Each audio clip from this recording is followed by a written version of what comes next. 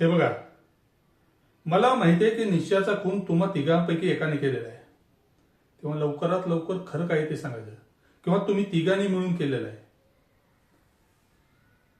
तुम्ही जर लवकर सांगितलं नाही ना, तुमच्या नरड्यात हात घालून जे काय असेल ते खरं बाहेर पडेल ना.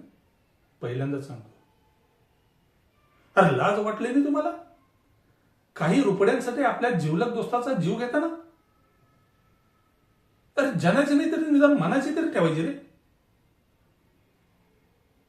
आणि तुम्हाला हे माहित होतं की निशाचा खून झालाय आणि तुम्ही ती गोष्ट आमच्यापासून लपून ठेवली. त्यामुळे काय झालं माहितीये?